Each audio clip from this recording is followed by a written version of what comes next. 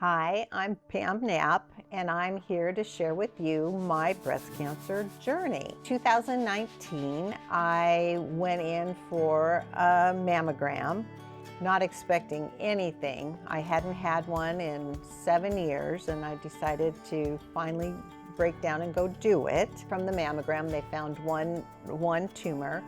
They were going to do a lumpectomy, but in further research and more tests, they found yet another spot. So they determined that I would have to have a mastectomy on my left breast. I went and opted to have both done. That was a choice that I did. I know they were eventually going to be doing testing on my right one, but I just thought, let's take care of it. I thought that would end it all. I still did the chemo and radiation and everything and did all the medication.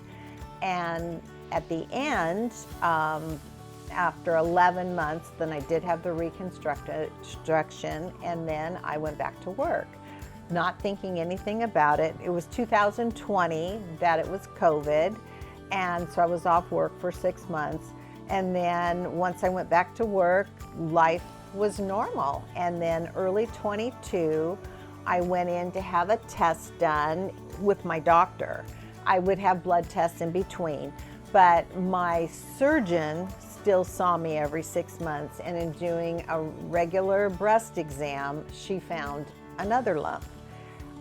Further research found out that that was a tumor. It was actually in the muscle behind my breast. And that was early 22. My daughter was getting married, and I didn't want to deal with it. I didn't even tell my family anything. And we got through the wedding, and then I went and had the biopsy right after the wedding, and then it was confirmed. Then it was a matter of having surgery again. Once I recovered from that, then I did do the chemo and the radiation. They would do a test. It was called Signatera or Guardian, either one. They were interchanging, and it's a blood test where they could detect small fragments of cancer cells in your blood. So they would do this, and they were watching the numbers decrease. And then in December of 23, there were no cancer cells. So yay, I consider myself a survivor. Then they would do them every 2 months. So early 24, we did a test, it was clear. Then by March, April, we did a test, and the cells started to come back. So the cancer cells were back. So then they did the test again, so they increased. At this point, it's a really small amount, but it did increase. So then we went through and did the CAT scan, the MRI, everything. The good news was I did know that there was nothing in my bones or my brain or anything like that. It was kind of a gray area here. They did not find a specific tumor. So at this point, we're just monitoring my blood, waiting to see if a tumor shows up, and then we'll treat accordingly. One thing that my doctors, I have an excellent surgeon, Dr. Dang, she's out of St. Joseph's.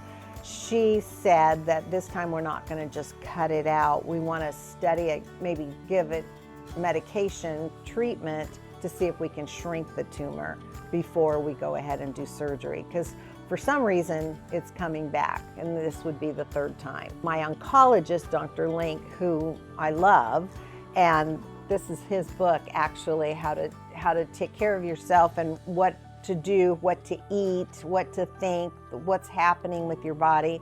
It's a great reference, and I've given it to friends that have come down with breast cancer. The best thing that I could say is you need to find an oncologist and a surgeon that you can trust.